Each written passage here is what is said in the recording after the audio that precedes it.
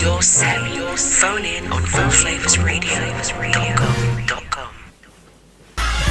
Oh yes, a beautiful, beautiful August evening to all you guys out there in Radio Land, allflavasradio.com. Welcome, how are you all doing out there?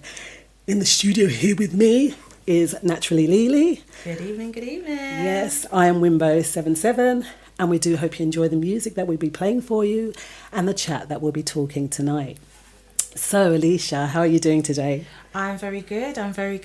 Missing the sun and the heat, but no, I'm good still. It's not as hot in the studio as it was last week, no, right? last week it was an oven. Yes, I felt like a cooked turkey by the end of it, but never mind. We've calmed down, and the covers are back on the bed this week for me. Yeah. So, hey, it's cool, but, you know, we do need the rain, right? Yeah, we need that regeneration. So it's nice. Yeah, because I noticed my plants outside, because I'm growing some pumpkin, I'm growing some courgettes, I'm growing everything out the back there, some corn, and they are so happy. So we got to thank God for the blessings that it rains down upon us, isn't it? Definitely. Awesome. So tonight we're kicking off. I think you found a story, didn't you? Oh my goodness. So yes. What story did I find? It just popped up, and I don't know why I found it so interesting or why I was even bothered about it. But Miley Cyrus has made her way back into the tabloids. I don't think she's ever left, actually. But it's the statement was, Miley Cyrus lied to ex Liam Hemsworth about being a virgin for 10 years Right. after their first romp. Okay, so 10 years. How old is Miley Cyrus? I think when they started dating, she was 16. So even before that, she lied to him, basically. yeah. Okay. And then when you read on further, you find out that her first experience was a threesome with 2 girls. Oh, wow. But do you think girls experiment? Truthfully? I don't know. Maybe not. I don't know. And where were her parents? That's what I'm asking, right? You know, she's the fame generation, so they're a bit Wild. a bit more Yeah. loose than normal people. So how would you feel if that happened to you, that you... That my partner lied to me Yeah. for 10 whole years? Yeah. How would I feel? Hurt, betrayed? Especially if you've gotten with that person on the premise that, you know, you're there first, and then you find out, oh no, I was number 4. Hey, that's not nice, is it? Not at all. Not Oh at my all. goodness. Because you go into a relationship, hopefully honest, 100%, only to find out that you've been lied to down the line. A long whiles down the line as well. It's not a couple of months, couple of years. It's like a good decade of you and 10 that person years. together. That's terrible. So then again, we're going back to that word. We've brought it up sort of every single week. Trust. Yes. What do you do in that situation?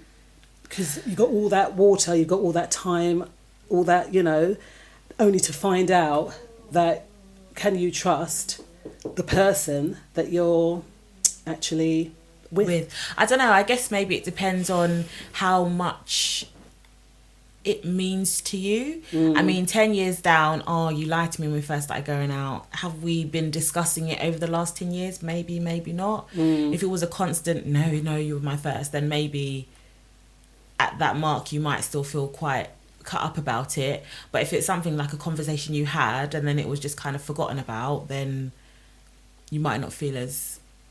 And was it a serious relationship then? They were married. Oh, they're married. Yeah, they were. They're not now. I think they're divorced now, but they were married. Was it after she divulged that, or did she divulge it to him? I didn't even read that further on. I don't know. Wow. Maybe she was just a bit vexed and she just threw that one out in the air. Maybe. Because a woman scorned, right? Yeah. Nothing like a woman scorned. Maybe. But I'm sure she was the one that left him. So I don't know if it was... It's her wild side. Yeah. Her wild side coming out again. He said, you know what, forget it, whatever. Yeah. So guys, remember, this is a chat show. It's a Let's Talk. And if you would like to call in, please feel free to call us 07895 134 713, and we can possibly discuss the matter further. And in line with that, obviously you said 10 years ago she was 16, right?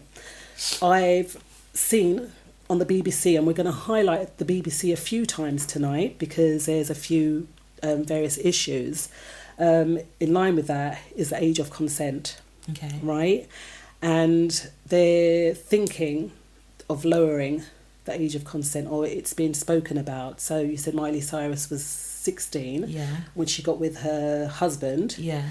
So how much time before that was she? But I mean, young people do experiment, right? Well, at that point, at 16, she said that she was a virgin. So, what do they want to? How much lower than 16 do they want to get? Like at 16, do you even know what you're doing? Yeah.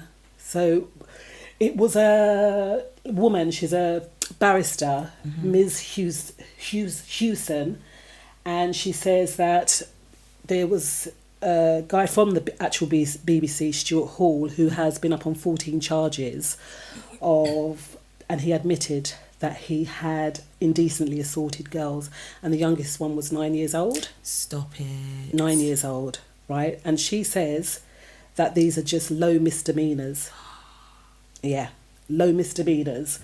And that really, that they're trivialising these offences. I mean, they are offences, right? That's an offence. You've touched someone that's under the age... Not even that they're under the age of consent. A 9-year-old child doesn't really... they don't know about that kind of stuff at that age. It's so... As much as a parent, you try and discuss things with them, they don't know about that stuff at that age. And that's the importance. I mean...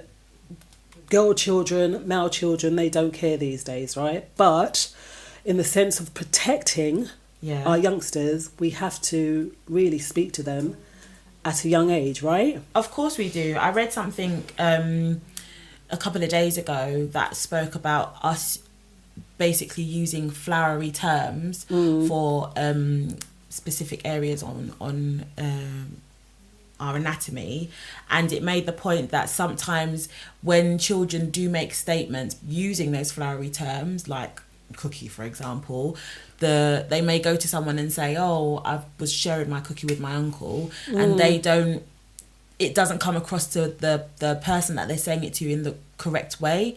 And like the example of that minister, it may have been something that got overlooked because that child may have spoken about it, but because of the terminology that they've used to refer to themselves, it didn't get taken as serious. So when we do, like, I've got 2 very small children, and it's a very difficult, it's delicate, subject to want to talk about with them, but we live in a very dangerous world. Absolutely. So it's an area that you should really cover with your children. As uncomfortable as it makes you feel, you will feel a lot more uncomfortable if you are put in unfortunate circumstances. And especially now, if they're to this misusing, whoever she is saying that these are small misdemeanors, like, and lowering the age to 13, that we really... To 13, 13. Okay, they're not even out of secondary school, primary school, much less just going into secondary to be even, it's just not normal. It's not normal. I think it's going to sound a bit controversial. I think on the sense that we live in a society, we're living in a society now where young children at 13 are a lot more ahead than they were maybe when I was growing up and the generation before me. Fair enough. However, there are still some very, very innocent children. At 13, they're extremely innocent. Like, don't even have a phone to know what Facebook is, and Facebook's old. Do you know what I mean? So, thinking about lowering the age of consent, maybe we should focus more on putting some money into the education system as opposed to what age we're going to allow children to have sex on. That's a bit... It seems a bit backwards to me, to be honest. And I know that this is a very sensitive subject. It is a very sensitive subject. And yes, we started with Miley Cyrus.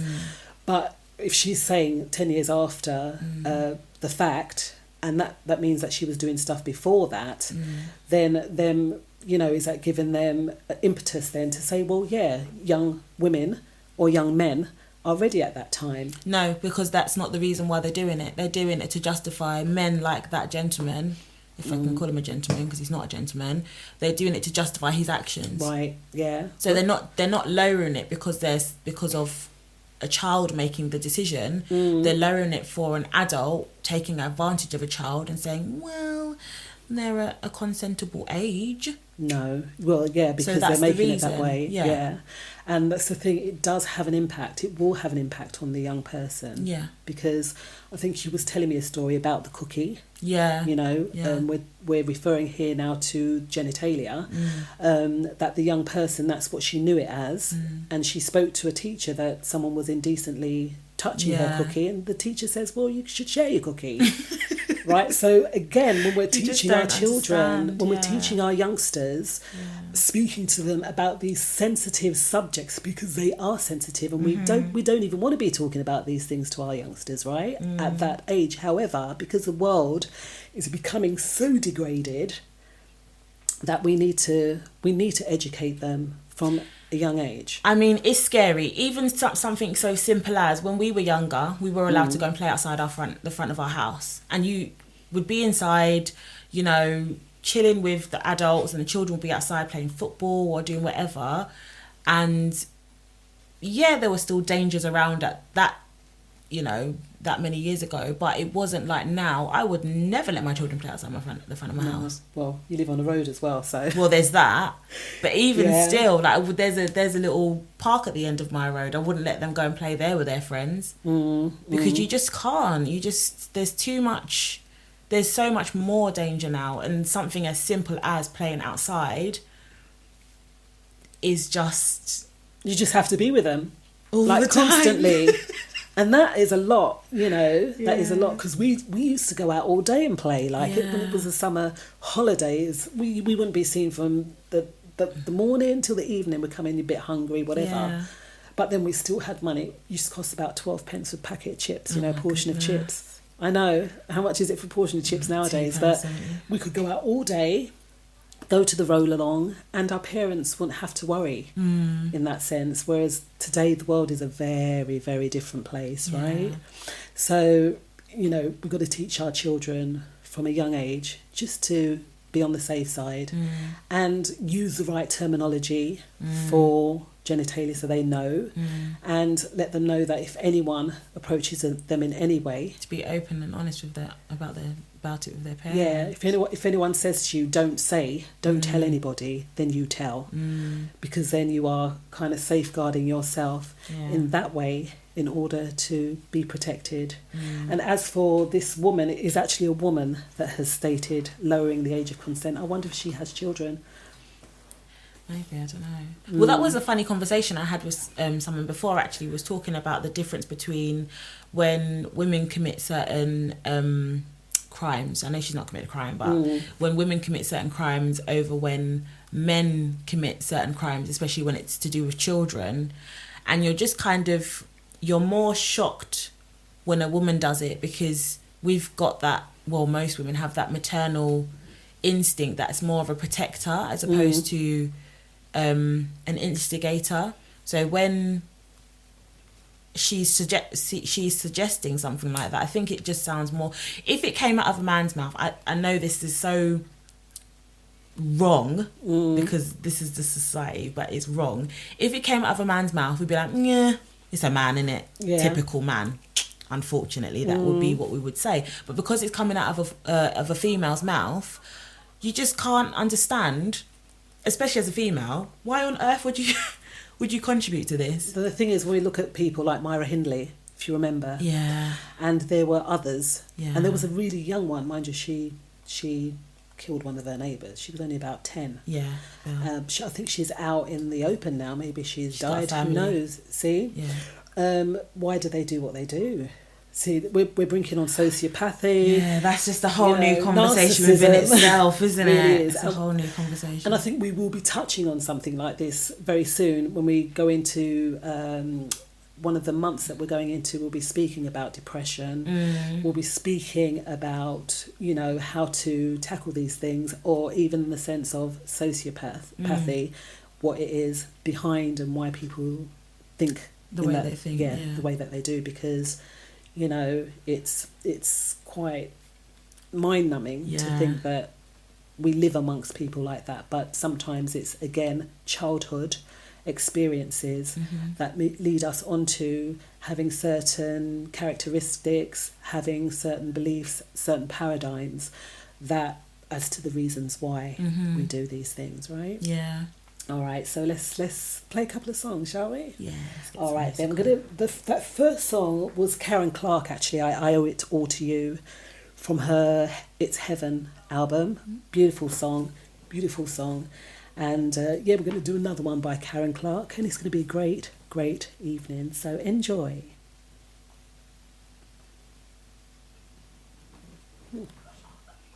Call us now on 07895 134 713. That's 07895 134713.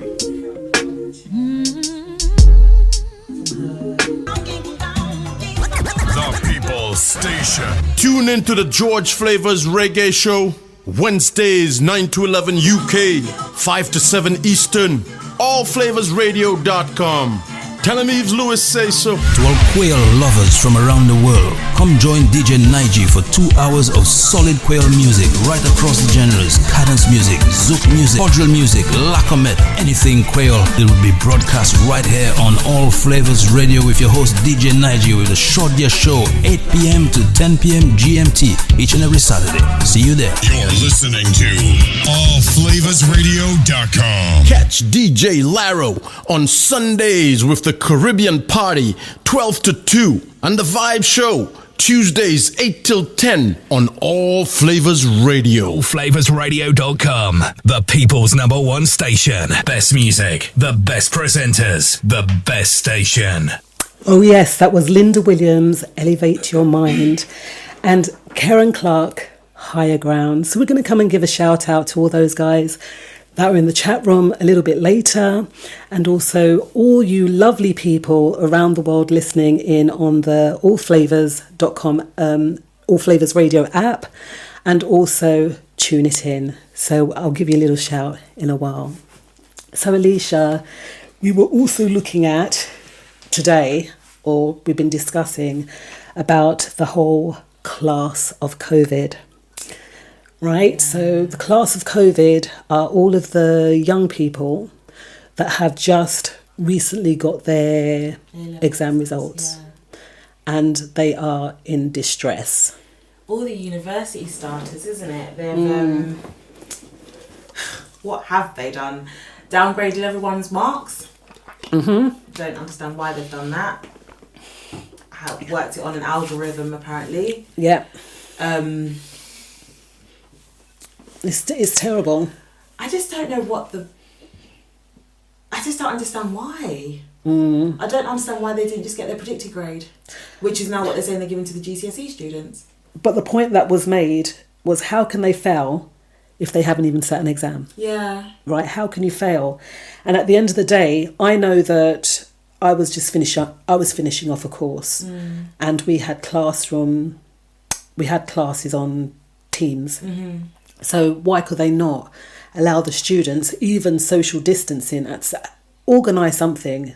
I mean, our students all sat their exam, but they did it online. And even their practical that they do, so they have a written, and then if they pass the written, they have a practical. And even their practical, they're sitting in September online. Right. So, and I'm not going to say it's as big as A-levels, but it's a massive exam. It's national, and they've managed to put that online in a very, very short space of time. Even now saying that our students that are going to be sitting their exams in November, they possibly, who knows, they could be sitting it online as well. But they're still sitting an exam. They're still sitting an exam. And they're given a chance to either fail or succeed. But then that being said as well, even I'm doing my masters and I'm in my last year. When we got our they give you like a results feedback and whatever's going to happen over the next year. Even then, it said during this COVID period, they'll work it out based on an algorithm, or they'll take 50% of your last 2 years. So I did mine part-time. so it worked out to be 2 years. They'll take your grades, put those together, and then depending on your dissertation or your report, they'll give you 50% of that if it's not up to a good standard, I guess.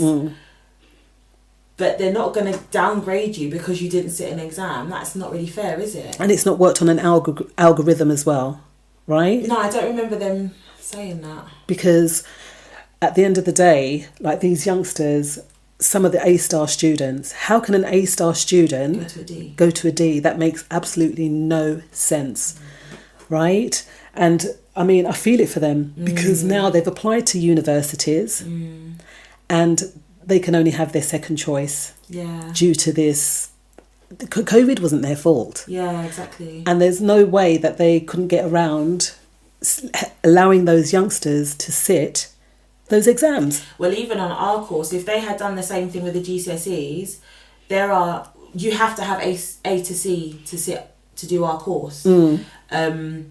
And it's just that if there's a D on your application, doesn't matter if you're going to appeal it, if you're contesting it, whatever, you put a D on your application, we can't even look at your application. It's one of those things that it's so unfair, but those people, like the universities that are taking on those students, they can't be like, oh, well, COVID, class of COVID, though, babe. Come on, class of COVID. And COVID has affected so much people. Yeah. We spoke, we're going to look at the pre-COVID, during COVID, and post-COVID. And post-COVID is not looking at all any good, right? Well, given the fact that class of COVID is all downgraded in their test results, going to universities that they didn't particularly want to go to, most probably doing courses that they didn't particularly want to do, sitting there maybe for the 3 years, they might stick it out, and then when that ends, can they find jobs? That too. And then now we're in a recession. Those people that we need to work are not going to be able to work because they haven't got good grades.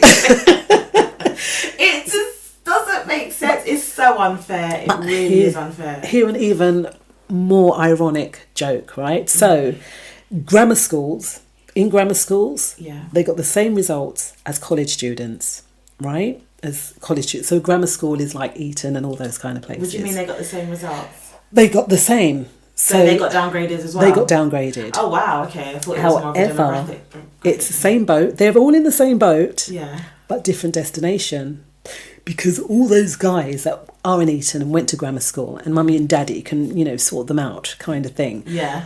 They go on to become MPs. Do you know how many MPs, right, have the same results as young kids that have gone to college? Yeah. It's who you know, though, isn't it? Well, no. It's the family. It is a bit of hard work, but it is also who you know. If that's the direction you're going in, then you definitely have to have a good few friends under your belt. Yeah. But I don't believe in the education system creating successful people. I don't know if when I said it out loud, it didn't make sense. Yes. Do you understand what I mean? There's two roads. Yeah. Right? So there is the aristocracy. Right?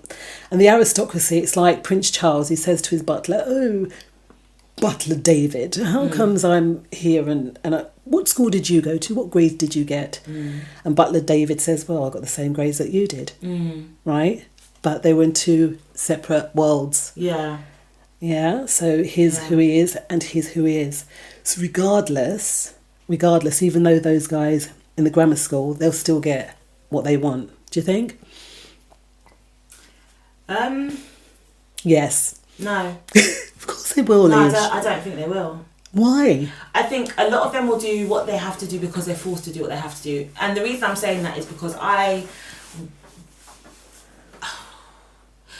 work around a lot of students who went to grammar school. Okay. And are on the course because, yes, mum said this is what I have to do, dad said this is what I have to do. What, from the aristocracy? Or from those high la-di-da-di families? No, we're talking about grammar school. So if grammar school can be from I'm talking about those eating guys. Eating guys, they're on a different level. That's what I'm talking about. They're on a different level. Those kind of schools. Yeah. Yeah. But you don't have to be aristocracy to go to Eton. No, I know that. But you do get more privilege. Of course you do. Yeah. Of course you do. Because mummy and daddy have that kind of privileged money. Right. Most probably. And they know the right people to put you in the right place. Right. And then you end up doing the right thing. Or do they do the right thing? Being where you was destined to be. Your where you were selected. Your future was written for you. Yeah. But then is that a good thing? Because they haven't really made the decisions themselves. You see a lot of people that are in, like for example, Prince Harry. I fully feel that if he could live a different life, he would want to. He's chosen to live a different life now though, isn't it? He has, but he's still got all the tabloids and all the media and everyone following his life. Yeah, yeah. And every little thing that he does, or his wife does, gets, commented on. Yeah. He was someone that is gone down that he's been brought up in that aristocracy. Don't use that word. It's not his choice. That's just his life. So they are selected for the positions that are within House of Lords or within Parliament. Yeah. These specific ones are selected within that. So regardless of this class of COVID, I don't think that they'll be as affected as the youngsters. Oh, of course. This is not. this is right. You got me now. They'll be fine. And the funny thing is that in Labour it was all about education, right? And the thing is, they pushed education. Yeah. Whereas now with this Conservative government, it was all about standards and pushing them harder, making it harder for the students as well. Yeah. I think it's blown up in their face, that too, because again, algorithms, A star down to D, it's not really helped the students in that way, has it? I don't know who having higher standards. Doesn't make any sense. You can't go from an A to a D. I mean, you can go the other way around. D to an A. I was predicted a U for my German exam, and I left with what did I leave? The C. I can't so it can go the other way around. But I really don't see an A star student. You mean to tell me they've been working at A star level from year 9? Because now that everything starts from year 9, that's when they're prepping them, and they get right to the end and you give them a D. Hey. Oh, goodness me, no. As a parent, I'd be climbing up some walls. And I think that the students, especially, I mean, the GCSE, they can go on next year and bring up those A level Well, they results. can't if they want to go and do an apprenticeship, they can't. If they get downgraded just like the rest of... Well, they won't because they said they're going to do it differently. But if they did get downgraded, a lot of work now is being done to push school leavers into apprenticeships and traineeships, and if they don't have the grade, even still, they can't even get on an apprenticeship. Now this is tough. It's really been, it's been a really tough year for everybody, isn't it? It has. And our youngsters, I think, have suffered so much. And that's why, again, another statistic I saw about the depression rate has doubled. It's doubled in this time as well. And surely, I hope that they're not overlooking our young people as well, because a lot of them, they don't know where to turn. I mean, even for myself, being at home with my children, you can see the behaviour changed during this time, because it's not really ended, hasn't it? The behaviour changed, and I even noticed, like, we go for quite a few walks, me and the girls, and mum, and you notice the difference as soon as they get out of the house and they go on a walk. Their world lights up and they're full of life and they're happy, and not that they're unhappy when they're at home, but they spent literally, it was at least 6 to 8 weeks, even 10 weeks, just in the house.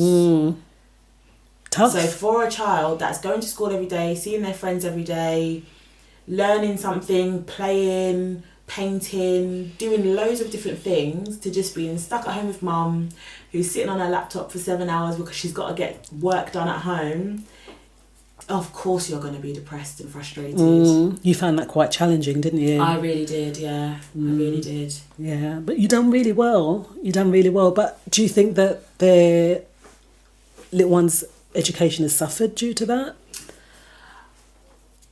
I would like to say no, but I don't know. I think my little one is very creative. So creativity, we did a few art projects and stuff like that, was good. The English and maths, I just don't know. She can read and she likes to do writing, but for myself, I can honestly say I didn't put in that 120% that I really wanted to, mainly because I was focusing on my own students, which sounds really terrible. Oh, but you're a mother, you should focus on your child. I should, and as much as I could, I tried to, but I also had to meet deadlines and make sure I was meeting my hourly requirements for work and stuff like that. So it's how do you balance that? I'm trying to teach you to do your maths, writing at the same time as trying to mark this goodness knows how long assignments times 10. So it was very challenging. I don't think it suffered. I think she's doing good. Every parent would say she could be doing better. The child could be doing better. But you're a teacher. What about the parents that weren't teachers? Yeah, I do really feel sorry for the where parents. Where English isn't a second language. Because a lot of the work that they sent home as well was so substandard. A parent that doesn't know, like you've given a piece of paper with letters on it. Okay, as a teacher, I can kind of work out what you want me to do. And I don't teach school children, I teach adults. Yeah. So I can kind of work out what you want me to do. But as a parent who just has no clue... I mean, what if you can't read? What if you're Turkish and you can't speak English? Yeah, because a lot of the parents that we go to our school, children's school, a lot of them do the ESOL lessons that the school provides. So it's like, was you providing secondary help for the parents as well? Affected education all aboard. Yeah. And we're going to speak about that afterwards, about our children returning to school. And I mean, it's only 2 weeks now until they do return to school, and there is legislation and law now that's being brought in including vaccination. So we're going to speak about that after the break. Joy says it's perilous times. Yes, it is, Joy. Yes, and let's give a shout out to all you guys out in the chat room. Joy McKay, Mummy. Hi, Mum. Mark Philogene. Naturally Lily, and also from all over the world, George Flavors, DJ Laro, who is on after me from 8 till 10, Kimmy B, nice to have you on board, Mark from Bremen, we have Norbert from Castries, and guest 336 from Surrey Keys, 609 from Berlin, 678 from Pune. Where's Pune? I'd like to know where that is. Guest 730 from London, guest 927 from Birmingham, and Nat's there all the way in Waddleston. Have your phone in on Allflavas Radio.com. Yes. Okay, so we're back in the studio. First song was done by Oasis by Helen Baylor. Love that song. And also Jean Khan, Heartache. I was looking for some songs yesterday and I came across that one, and that is one that I absolutely love, that Jean Khan. She sang so many amazing songs, right? Okay, so, I think someone sent us a text. I'll check that out just now. But Alicia, so we were talking about school, right? And the youngsters going back to school. Yeah. Yeah. And really what they're saying is that, as someone was saying, that the BAME students that go back into school, that they'll be the first for the vaccination. Obviously, it is optional. However, I mean, what are your thoughts on that? The vaccination for school children? Am I allowed to talk about vaccinations? I It's parents' choice, isn't it? Okay, yeah. It's a parent's choice. Yeah. You always have the option or the choice to opt out if you don't feel that it's for you or your family. Yeah. I find it very interesting, however, that the vaccination that they said was 18 months away is being spoken about so early. Yeah. And for some reason it's being tested on BAME when we were not the originators of the disease. But yeah. It seems to have become a black thing right now, right? This whole COVID situation. Do you know what? If you look at... Okay, so it initially was that... where did it start? In Wuhan, China, or whatever. And it was mainly because... I think the reason why it came BAME, because most of those working within the NHS at the time were... And the ones that were dying were Black, Asian, or an ethnic minority. But we know that's purely because they were all in the front line, right? Yeah. That's personally what I think. Yeah, yeah. But what they're saying, I think we have a text from a number here, and it says, very fearful of returning children to school. Would love our thoughts. I understand people's fears sending their children back to school, especially with the whole confusion of, do children get COVID, do they not get COVID? Reading a document that was sent to me yesterday, actually, it was talking about the fact that it's now compulsory. So before, when they went back in June, you had the option to send your child back. Whereas now, when they go back in September, you have to send them back. It's not an option. And then if you read the government guidelines, it makes the statement that there are obviously some reasons why you would have to take your child out of school. Yeah. One of them being if the child comes down with COVID symptoms. Yeah, but that could be quite big flu symptoms as well, isn't it? It could be, but I just find it very interesting in the sense that they said children can't get COVID. That was what they said originally. And then it was, they can be carriers of COVID. Yeah. But my thoughts is if there's still a risk and a risk of them bringing it back to their families, so some families are four people families, some people 8 people in the household, especially when we was talking about the situation that this country's in at the moment with the recession. If you have a child going to school that does get symptoms of COVID and they have to self-quarantine for 14 days, so does every single person in that household. Yeah. And if there are 8 people in that household, 4 adults, 4 children, for example, and 7 days later someone else gets symptoms, you have to restart that 14-day period again. Yeah. And then what happens if that household is based on a self-employed person where if they don't go to work, they don't get paid? So I can understand why people are so fearful of sending their children back to school. But what I need to say and need to emphasise, which I think a lot of people are now starting to do, is go and find out information. And don't just take everything that comes into your WhatsApp or something you saw on Instagram or Facebook. You have to go to the correct site. So if it's about COVID and you want to understand it or whatever, go to the NHS website, go to the government website. But then also, there may be external or other sites that are trusted sites that you can go and get some additional information from. Yeah, go on. Because I was going to say that bit of legislation regarding attendance and non-attendance, as regards to COVID, was clear but unclear. As it is, isn't it? It was a bit of an awkward document, but... Yeah. Just saying that if they do have to... I had someone send me something about, they'll keep your child and all that stuff. They are not allowed to do that. All right? So as a government's website says, is that you just keep your child home, let them isolate. But you are right in the sense of if it's just going to be going around in a goldfish bowl in that sense. But you do have to get tested.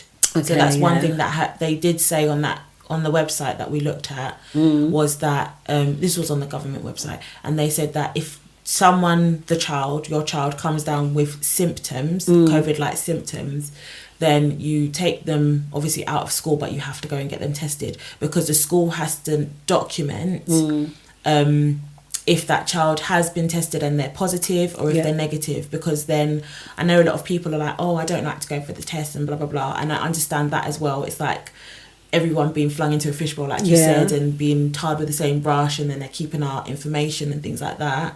But you have to think, there's a teacher in that classroom, there's a teaching assistant in that classroom, there may be someone that's supporting a dyslexic child in that class, and they're all going home to their families. So if that child is sick and that they've been around that person, then unfortunately we do have to kind of play by the rules. But it's just about being...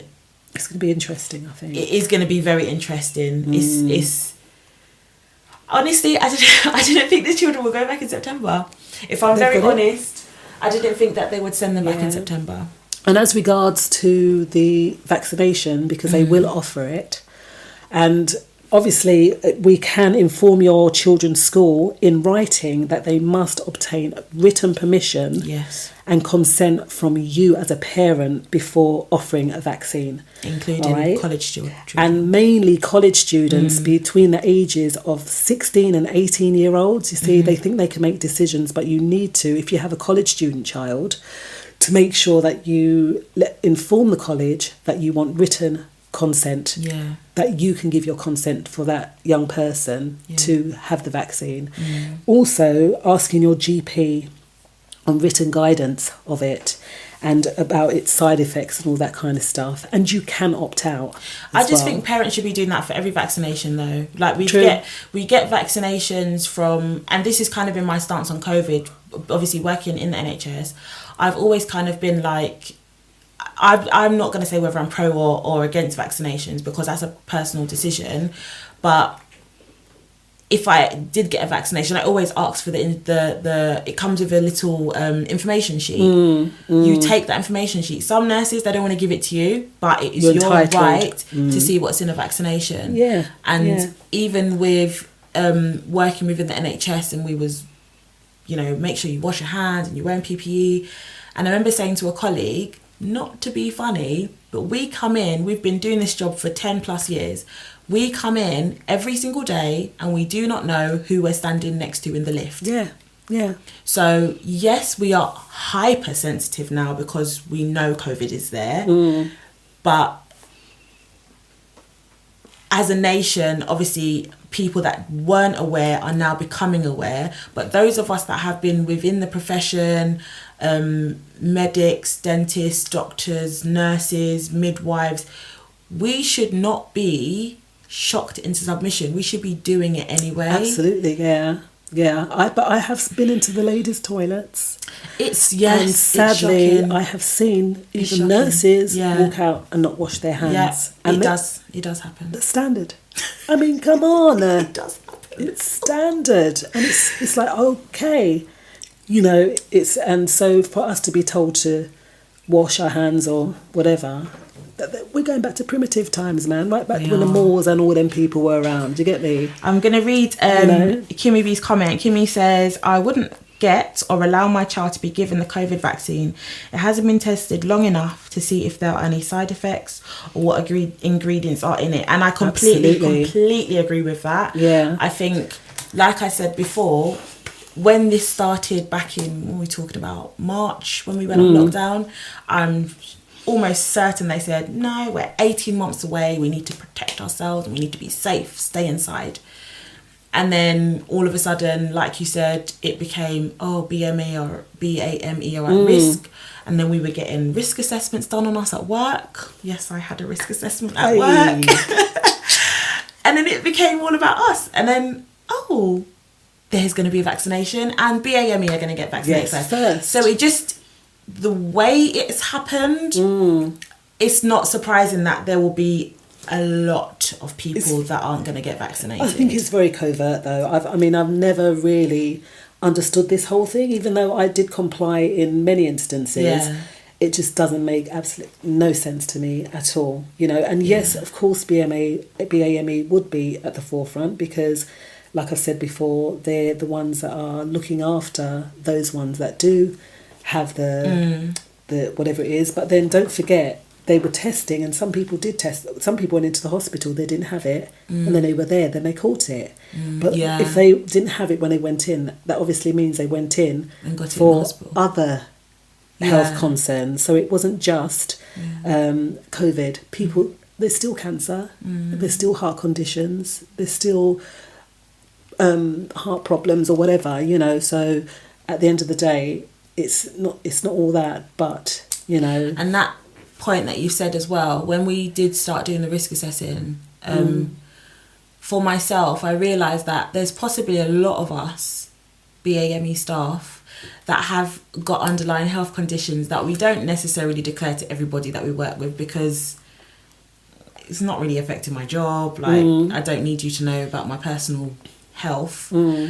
But then when you have to sit down and do that assessment, you realise, oh my goodness, like, you're actually possibly one of those people that are in the high risk category, and one of those people that possibly should have been shielding, but you weren't. And then you're going into work, and then a lot of staff and a lot of social workers and carers were dying. And that is the sad thing, I think, that we don't understand. Not we, I'm saying, like, in the general consensus, we don't understand this pandemic. We may not understand the disease, we may not understand what on earth is going on, but you have to accept that people are dying and comply really as best as we can to protect ourselves and obviously other people. But if we are all working in line with whatever the regulations are, then it can minimise the effects that it's going to have. And I think a lot of the time where it's peaking is because, we spoke about it before, loads of people on the beach, or we're out protesting, we're out doing this, we're not, so comply just for your own sake. And you have to, like you said, you have to think about others. Like, we may get COVID and it's like the flu. Oh my gosh, the flu is awful. If you've ever had the flu, it's like being to death. But it is awful, but we will survive. But then I think of my grandma, my husband's grandma, who may be older, may have underlying health conditions. I mean, my husband's grandma at this point in time had just come out of hospital for a hip operation. There's no way I would have gone to her house. But then someone else who's like, oh no, I'm just dropping her off food, or I'm fine, if I get COVID, I'll be fine. Yeah, you'll be fine. But what's going to happen to Granny? And I know that there's even been issues with the guys at work, that there's been people in their workplaces that have actually come up with the symptoms. And they've tested positive, and they didn't realise that they was around people and things like that. So, we've got to be mindful, and it's all about mindfulness and thinking of other people. And sadly, again, in this society that we live in, we tend to just think of ourselves. But, it's all well and good having that self-love, and that self-care, but be mindful of others, And just drawing that back to the school, the thought of sending your children back to school. If you are not well, you do not send your child to school. Because as much as we think the children can't get it, as much as we think, oh, they're fine, the child will be fine. But as I said before, they have teachers, they have helpers, they have assistants that all have families. So we have to, this is all about supporting our each other, isn't it? It's just being supportive and being there for our and thinking it's not going to be any different because you've been at home with them for 5 months anyway. Do you know what I mean? Exactly. What's another 2 weeks? Exactly. You've got used to it now, right? Of having them, and we want to protect our babies, we want to protect our families. So mindfulness. We'll be back. We'll be right back after the break. The People's Station. Tune into the George Flavors Reggae Show, Wednesdays 9 to 11 UK, 5 to 7 Eastern, allflavasradio.com. Tell him Eves Lewis say so. To all quail lovers from around the world, come join DJ Naiji for 2 hours of solid quail music right across the genres: cadence music, zouk music, cordial music, lacomet, anything quail. It will be broadcast right here on Allflavas Radio with your host DJ Naiji with a short year show 8 p.m. to 10 p.m. GMT each and every Saturday. See you there. You're listening to allflavasradio.com. Catch DJ Laro on Sundays with the Caribbean Party 12 to 2 and the Vibe Show Tuesdays 8 till 10 on All Flavors Radio. Allflavasradio.com, the people's #1 station. Best music, the best presenters, the best station. So as you know, we do have a section in our show where we highlight live and unsigned artists. And today I'm highlighting 4 artists from on the show tonight. But first of all, I want to just give a big shout out to all the DJs on the show. DJ George, Flavors, DJ Slim, DJ Mr. Fixit, Mark Philogene, Charlie Muir, DJ Nige, and all of the other ones, DJ Mel. I have a list right here, and all of the other DJs that support the station. I hope you're feeling a lot better this week, DJ Clent. And yeah, there's a show 7 days a week on allflavorsradio.com. Do tune in. You get some great DJs on here playing some great stuff and having some great chats. So, like I said, I'm highlighting live and unsigned artists. So this is one that we have here. His name is Anthony Everest, and this song is called Emptiness. Emptiness is like a weapon. It opens you up inside. It takes you all over town.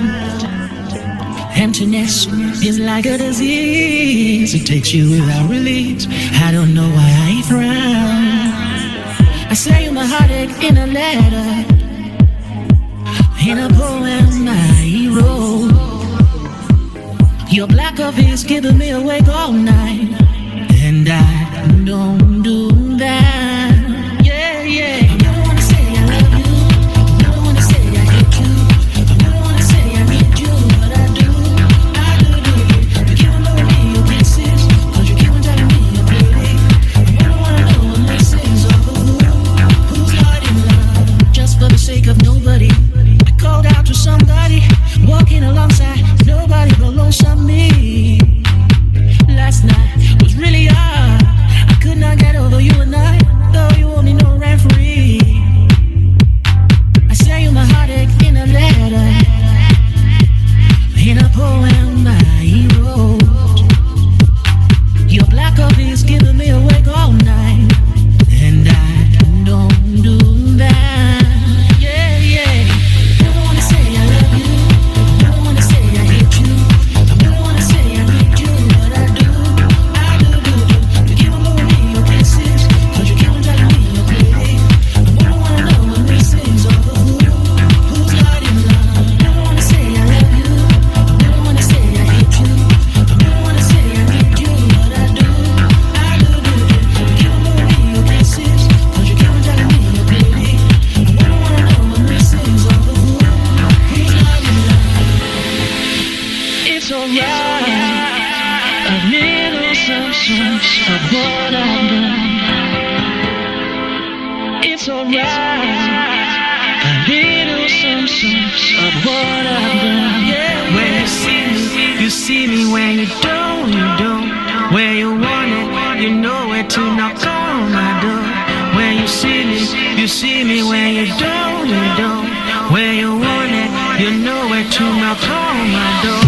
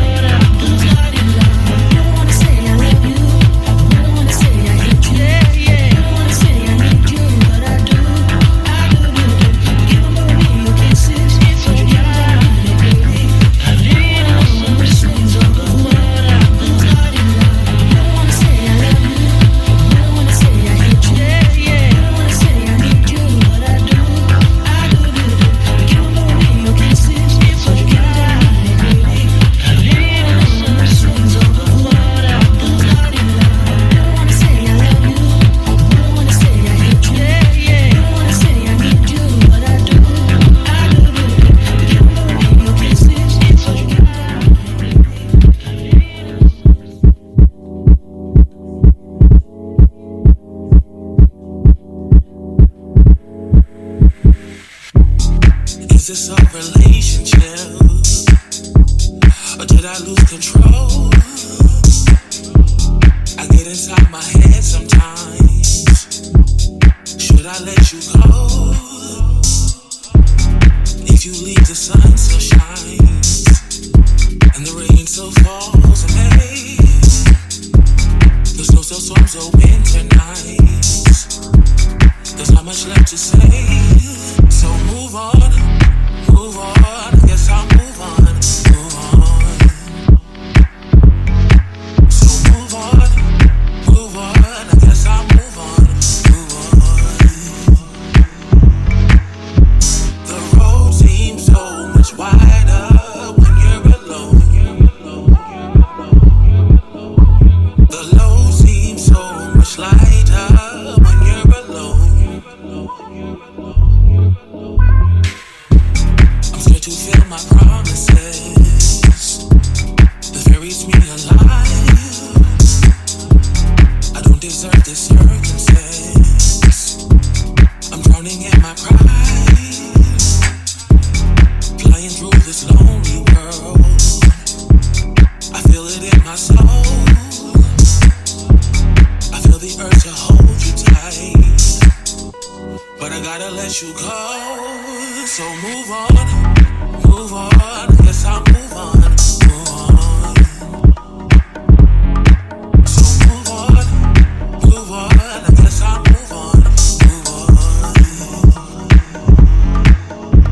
The road seems so much wider when you're alone.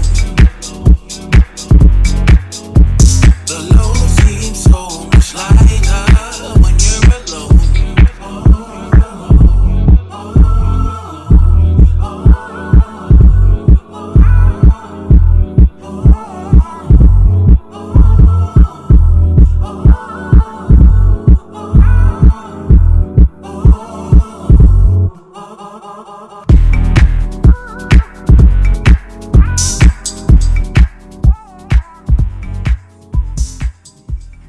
Yeah, that song there is from Elae Weeks. And the next one is Black Lotus.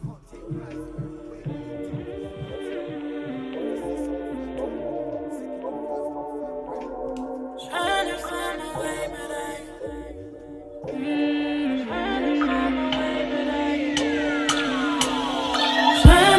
my way, but I ain't getting nowhere. Treading different paths, but they ain't getting me there. Tell me practice makes perfect. Is it really worth it? Feeling my pride is hurting, but I'm gonna work it. I've been working overtime, trying not to overdose. Coming so close to comatose, so close to hope, but I still feel like I'm an overload. Like I ain't getting nowhere, like it's all over, yo. I told my bros, I'ma take this music away from basics, so I can't get chopped like no overgrowth. Watch how I'm doing this, making these movements. Yo, I'm the first, yeah, the rudiment. Holy like Budapest, we the best. No one can copy me, burning me, there is no duplicate. Don't be mistaken, money soon we be making. Time that game we be changing. We're just kings in the making. Trying to find my way, but I ain't getting nowhere. Treading different paths, but they ain't getting me there. Tell me practice makes perfect.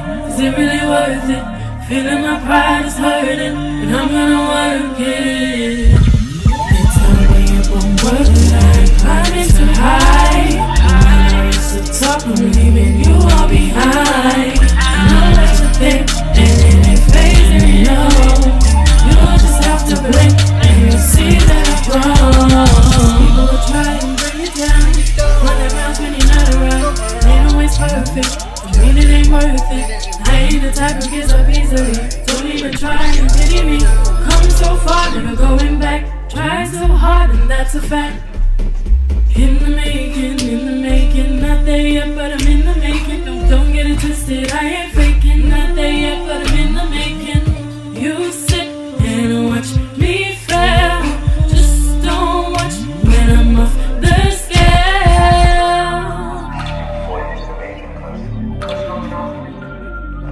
Testament though, like we can do it if you put your mind to it. So, but this is just the whole shit. There is no issue. Trying to find my way, but I ain't getting different paths, but they ain't getting me there. Song there, done by Black Lotus featuring Chevy. And this next song we're going to play is by Manuela Panizzo.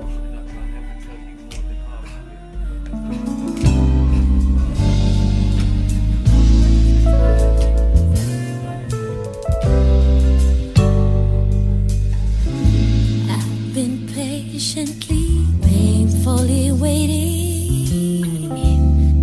every day, every night. My love on the line, kept my heart open wide. All along I've been loving you. So hurry,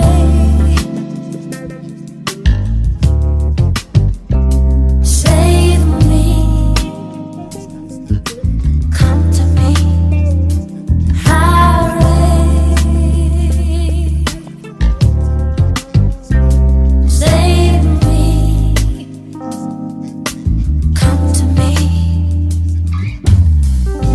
I've been secretly, silently wishing for an answer to come. I put my moods on the side, kept my door open wide. All along I've been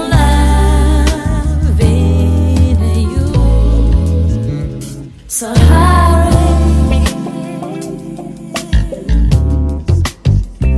save me, come to me, hurry,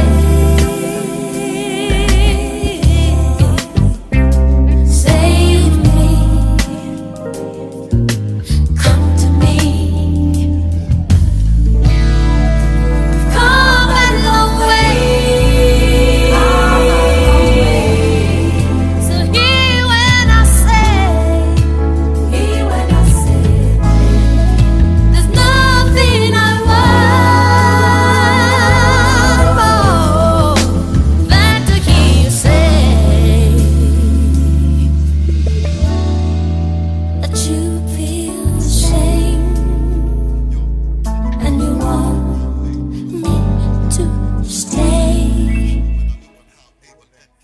So hurry, save me, come to me, hurry, save me, come to me.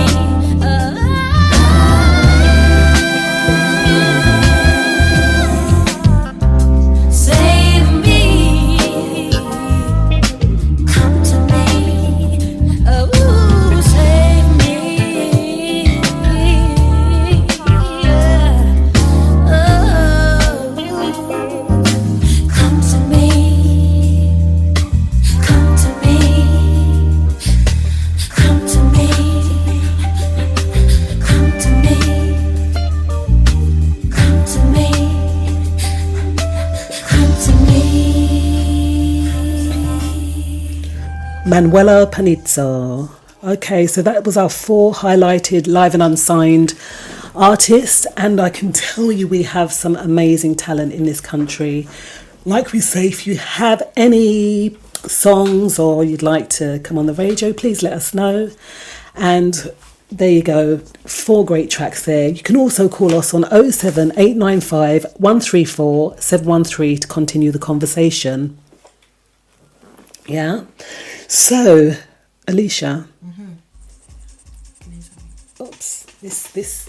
Okay, so we were speaking about Billy Steele, right? Now, I don't know if any of you guys know who Billy Steele is, but Billy Steele has been in the news this week. Yes, he has. And he's a drunk dude that got knocked out on the tube. Shouldn't laugh, it's not funny. It's not funny, and it's a very, very serious matter, okay? And funnily enough, when I went on, because someone sent me the video, And when I went on to The Independent, I saw The Independent, they actually blocked his name out. Even though everybody knows his name because he said it out loud. He said his name, so I'm reiterating it. Billy Steele. Racist guy. And what happened at the end of it, he was hailing out black folk, saying, calling them all names under the sun, that we shouldn't be here, that we're animals, that we're scum. And he just happened to be telling that to the man them. He was provoking 3 young black boys. He was. Fully provoking them. So when they got off the tube, they knocked him out. Well, one of them knocked him out. Now, I said that they should have kind of walked away and been the bigger people, been the bigger boys, but they were young guys, right? And when we are attacked like that, there's been so much, the Black Lives Matter movement, all this stuff that's going on. Did he deserve to get knocked out? Yeah. You think so? Yeah. Why? Tell me. I am not an advocate for violence, but if anybody deserved to be KO'd, it was him.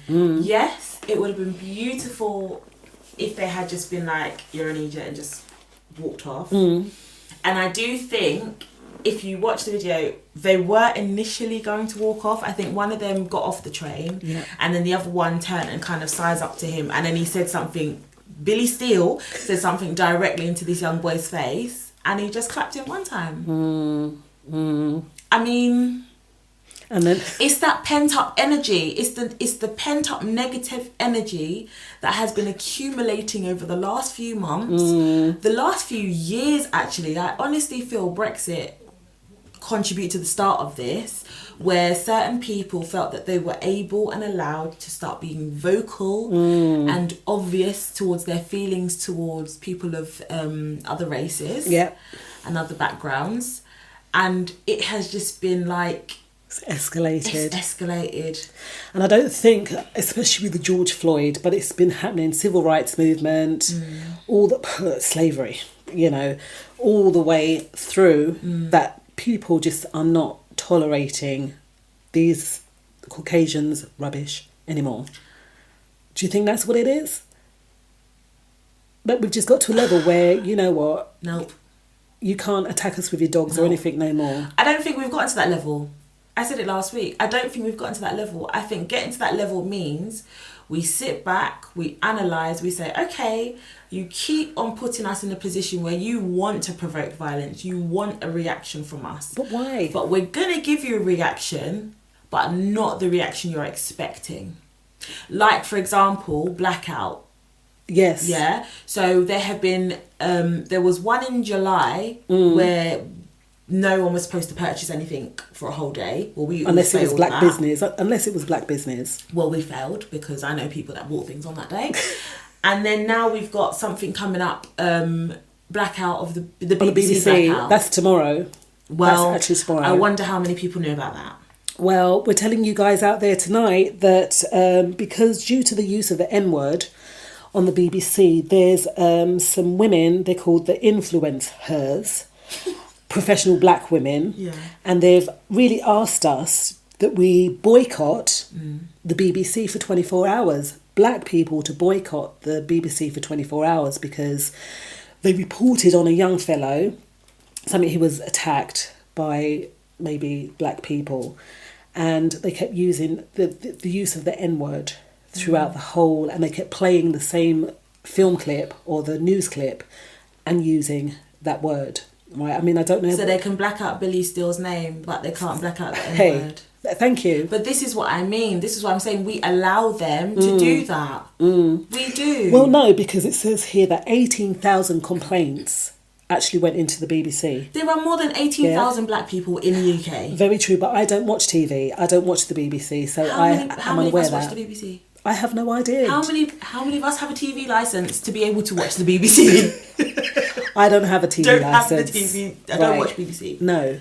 So that we've made a choice not to go in and watch it, you see. So I've made a concerted effort that until you start putting some kind of representation of myself on your channel, I won't watch it. And they wrote to me many times and I said, listen, until you put some representation of me on your channel. Me now watch you. Do you get me? But then they have done that now, and now but they have. What was we speaking about last week? The nine from the 60s. Yeah, that's going to be on the BBC. There's the same girl that made the anthology. What was it called? Chewing Gum. That beautiful black girl has done a series on BBC. She's on there now, and then they've gone and done this. And then there was a report on a young guy named Ami. There's been a petition going around as well for him that his parents can't go in and see him in the hospital. So I think they're going to be airing that on the BBC tonight. However, is it enough? Is it enough? What free programs then? You've just mentioned 3 out of the whole 7 days a week, 24 hours a week, or 24 hours a day. That they're airing stuff, and they've only got 3 things on the BBC that represent us. In all fairness, we should be focusing on building our wealth, and not sitting down and watching no BBC. So I can't comment on that. No, honestly, is it enough? No. 3 programs out of all of the programs that they put on the BBC is not enough. But it's also us saying again, we want representation, This number here that's just texted in, they said they wouldn't watch the BBC ever if that guy has no face criminal charges. Everyone should support him and turn up to the court. He was assaulted. Okay, so if the guy has to face criminal charges, everyone should support him to turn up to the court. The boy that boxed down that he was assaulted. Yeah, he was assaulted racially. Yeah, he was. Yeah, he was. So they people think that just putting your hands on someone is assault. But you're right. You're very right. Whoever that is that just texted in, is that assault words can be even worse than sticks and stones. They used to say you get criminally charged for defamation of character. Is it criminally charged? But you can get convicted for that. Okay, there you go. Slander, treason. And he was healing out all of the black people on the tube. And then when he fell on the floor, what made me laugh was there was a white lady sat down and she goes, leave the racist alone, don't touch him. Let him lie there. Don't give him first aid, you know. And it's like, 2 wrongs don't make it right. But guys, tomorrow, the 19th of August, is to boycott BBC. And you're so right. I don't watch BBC. I don't really watch TV. So they're calling for the resignation of these directors of the BBC, because it is a constant thing. They tackle one thing and they just bring something else back. So we're constantly being bombarded and being brutalised to a degree, I think. Yeah. I don't know. I just don't know. I'm very... I don't know. Well, if you watch the BBC, guys, it's a boycott for 24 hours, and that's starting at 9:00 tomorrow morning. Now, I know that we're not endorsing this stuff. No. However, for our voices to be heard, we have to choose some form of action. Right? Remember, we spoke about that's one of the laws of the universal laws is to take action. And if we want to see a change, then obviously we have to implement that change by changing the way that we do things. And our voice does matter. Yeah, it does. Yeah, our voice really does matter, but we've got to show it and stand up in solidarity with each other. And we have to be strategic. All of the things that we're doing, there has to be strategy behind it. Because if you look, when they decided that they wanted to make the Black Man Week, for example, it was strategically done. They didn't just one day say you're weak. No, they didn't. They didn't stand and march and say, the Black Man's Week. No, they didn't. They broke him down mentally over time. They affected him the most where it hurt, in the mind. The mind is so powerful. And that one link, like the man being the link to the family, completely had such a knock-on effect on black people as a whole. You've got single parent families, you've got black boys that are penalised for being black, ended up in prison and all of this nonsense, when actually it's a minority, but that's all they're showing us. So it continues to not have a knock-on effect on the mental state of us as black people. So if they can be strategic, come on, we can be strategic. We have to do it where it's going to impact them most. And where is it going to impact them most? In their pockets. Yeah. And we taught them to be strategically. That's the thing. We are such an amazing people. Sadly, it has been beaten out of us that we don't even recognise it. And that's the sad part of it, is not knowing the power that we have as a people. And if we just, like you said, strategically join forces, hey, all that energy, you know, because where the energy goes, the energy flows. And this is what I'm loving at the moment, is you do see that. And I have personally seen the strength of one building up another. And like you said earlier about self-love and developing oneself, I have seen it, like our people coming together, working together, building together, you know, for one main goal, for one main objective. So we are doing it, but it's about bringing other people on board so they can do it too. Like someone just commented they didn't know anything about the boycott and the BBC. So it's about us all coming together. And I think sometimes the reason why things get lost in translation is because we get so many, let's be frank, all the messages we get through our WhatsApp, do we read them? No. Because sometimes it's like the same message coming through. And sometimes we have to just be a bit more... And it's what's being sent as well. We spoke earlier, didn't we, regarding whatever's being sent. Before we press that forward button, make sure you research what you're sending out, right? So we're talking about this on the radio now, right? However... we've fully researched this whole programme. We didn't just see something in a paper and just talk about it. Literally gone on, looked at legislation, literally gone on and checked to see if the information that we are giving out is the correct information. And this, the one on the... Someone sent me that, a friend of mine sent that to me, and I went in and checked it out. And that was this 24-hour boycott. I found that in the Voice newspaper, so it's definitely going ahead. And yes, 418, we should have a regular boycott. And there is another Black Pound boycott coming up. I think it's on the 5th of September. I'm just going to check my diary. It's either the 5th of September or the 5th of October, because I did write it in just to let people know.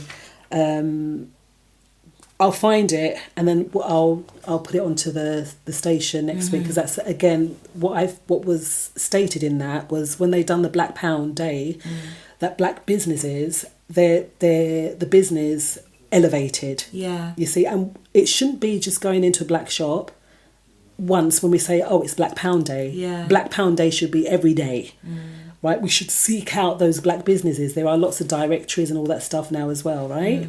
That we can actually tap into. So it lays upon us to make that start, to make that change, you know, take action for ourselves and start implementing these things, right? Yeah, it does. It does. It's so important because you know what? It's time. It's time. Yeah. So we're going to play this one for you. All right, Joy, yes, that one's just for you. All right, Mum?